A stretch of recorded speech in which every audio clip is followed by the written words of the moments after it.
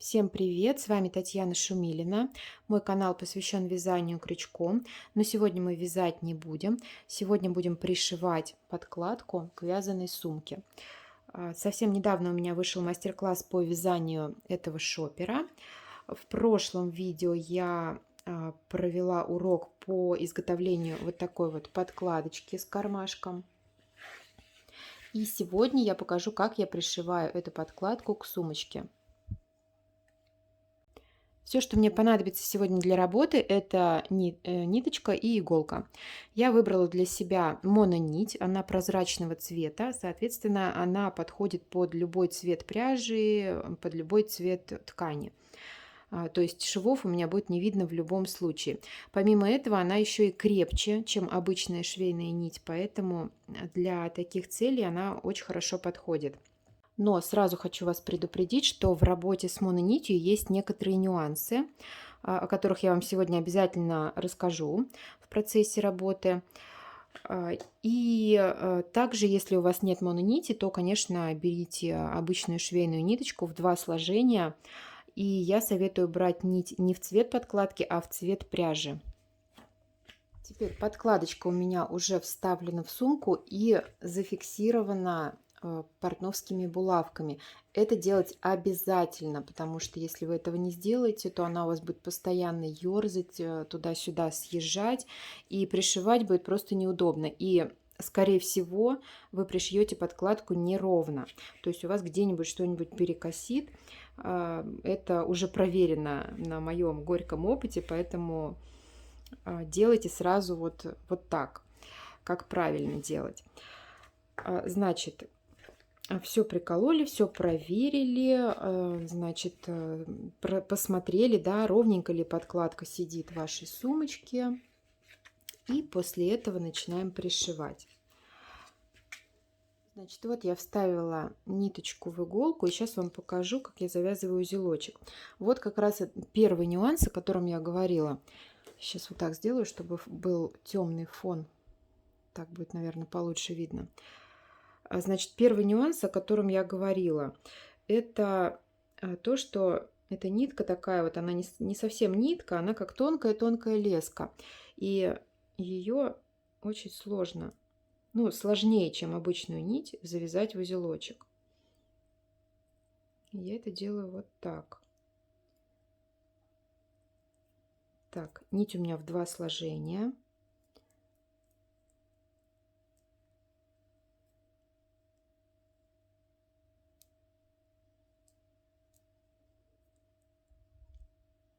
Завязала один узелочек и здесь же второй, потому что он очень-очень-очень такой маленький, и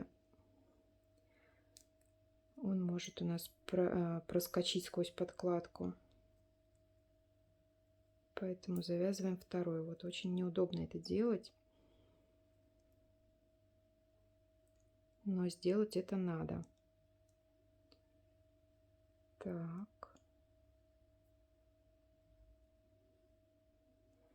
И стараемся, чтобы второй узелочек попал прямо вот на первый. Вот.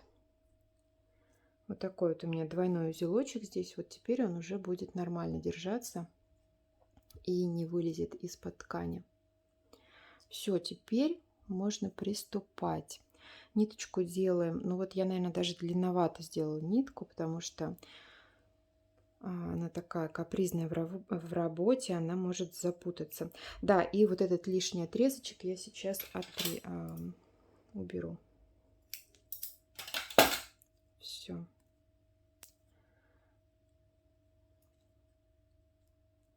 Теперь берем сумочку и начинаем пришивать. Начинаем с любого места, которое вам нравится. Я обычно начинаю не с боковой части, а вот с серединки. И смотрите, как я буду вводить сейчас иголочку в работу. Чтобы узелочек надежнее держался, я сначала его просуну вот сюда через несколько петелек. Вот, не возле самого края, а вот тут подальше. Так. Еще разочек. Так, все закрепила. Теперь ввожу иглу в сгиб подкладки.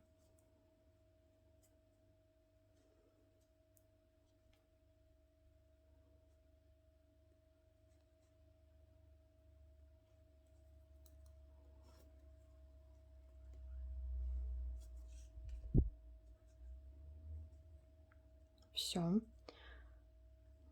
Ввела ниточку в работу. Теперь разворачиваю изделие. Пришивать буду прямо к самому краю. Ну вот, наверное, вот прям под косичку, вот под эту верхнюю.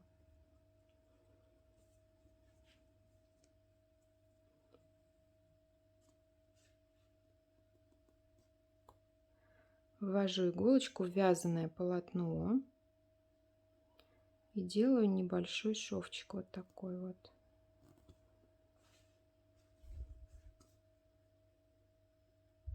Так, дальше разворачиваю. На том уровне, откуда у меня сейчас выходит ниточка, я ввожу иглу в сгиб подкладки.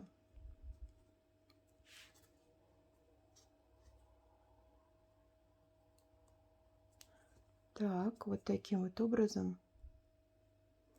И делаю большой шов вперед. Посмотрите, вот.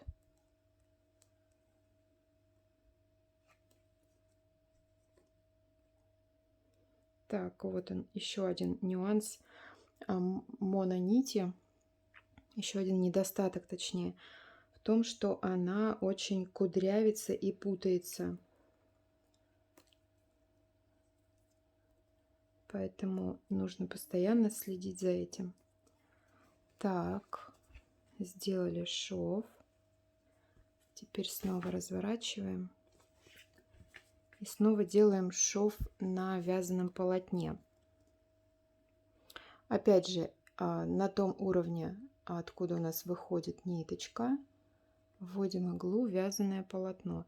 Я стараюсь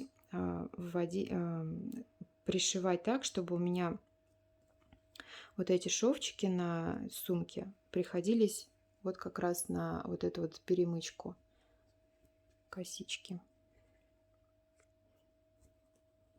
Нить путается, завязывается в узлы даже иногда сама по себе.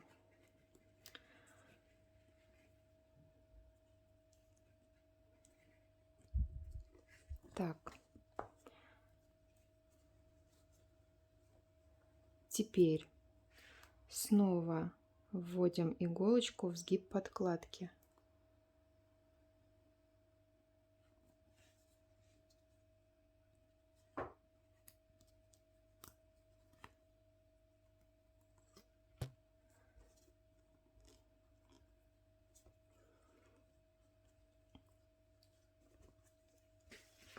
Снова разворачиваемся. Ну и, в общем-то, вот в этом как раз и заключается техника потайного шва. То есть мы делаем шажок вперед. Так, сейчас. Делаем на подкладке большой шаг вперед. В сгибе подкладки, точнее, делаем большой шаг вперед. На полотне сумки делаем маленький шажок назад. Далее в сгибе подкладки большой шаг вперед. И на вязаном полотне маленький шаг назад.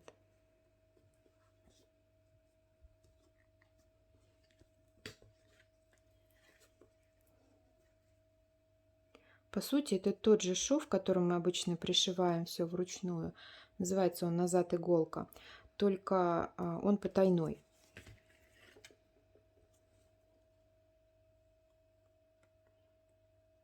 Немножко техника выполнение этого шва отличается от привычного нам.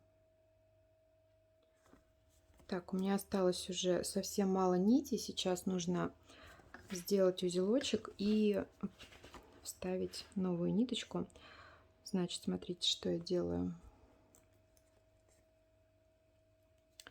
Так, делать узелочек буду не на подкладке, а на сумке.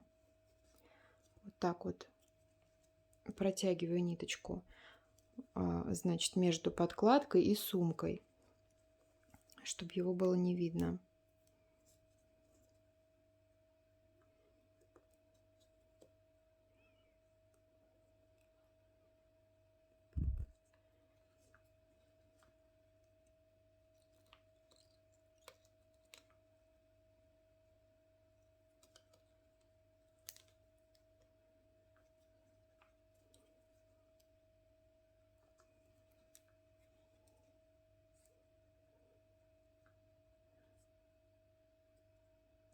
Так.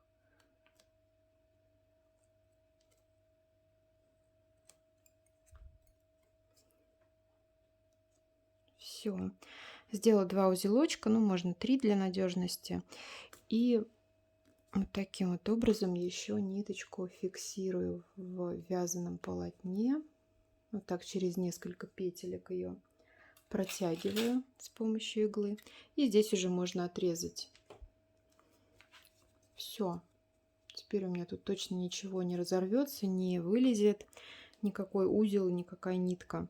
Так, я уже все пришила. И сейчас покажу, как сделать узелочек, когда вы уже полностью всю подкладку пришили, и уже здесь делать узелочек неудобно. То есть уже под подкладку особо не подлезешь. Значит, я делаю очень просто. Прям вывожу иголочку на лицевую сторону. И здесь между петельками стараюсь вот там в глубине прям вот так вот раздвигаю петельки. И захватываю какую-нибудь ниточку вот таким вот образом. Делаю узелочек. Так, тут совсем короткая нитка осталась.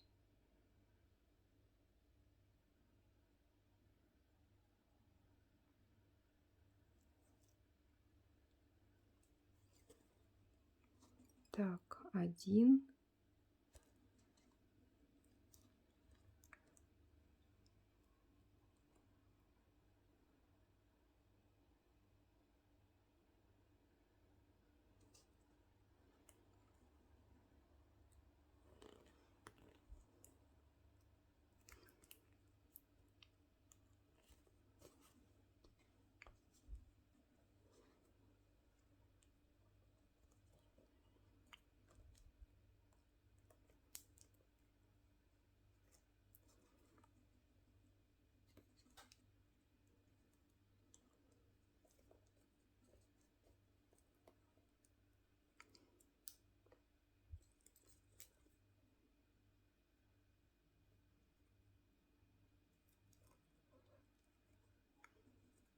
Так, ну все. И теперь точно так же просовываю ее между петельками. Все. И здесь отрезаю. Здесь уже можно прям под корень отрезать.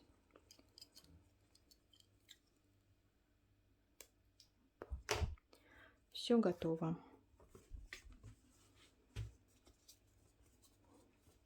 Посмотрите, у меня не видно ни единого шовчика, не видно нити.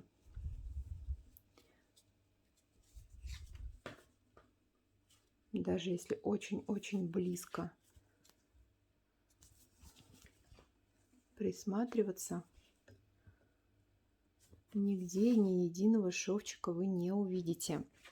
Если вы возьмете обычную цветную ниточку, то шовчики могут быть немножечко видны вот здесь вот между подкладкой и сумкой, вот здесь вот возле сгиба. Вот, но это не критично, то есть это если прям сильно присматриваться, то можно будет их увидеть. Вот, поэтому я рекомендую брать ниточку в цвет пряжи. То есть она будет, шовчик будет сливаться с пряжей, и его будет практически незаметно. Так что можете выбрать ниточку уже на свое усмотрение, то есть решать вам, да, с какой нитью вам удобнее будет работать. Конечно, с обычной швейной ниткой будет работать удобнее, вот, но тем не менее я выбираю мононить, потому что мне кажется, что результат того стоит, да, несмотря на все ее недостатки, точнее на неудобства в работе. Все-таки, мне кажется, преимущества, они как-то перекрывают все эти недостатки. Вот. Ну, собственно говоря, это все, что я вам сегодня хотела рассказать и показать. На этом с вами прощаюсь. Спасибо большое за внимание. Если вам понравился мой видеоурок, ставьте лайки, пишите комментарии, задавайте свои вопросы, если они у вас остались. Подписывайтесь на мой канал и до встречи в новых видео. Пока-пока.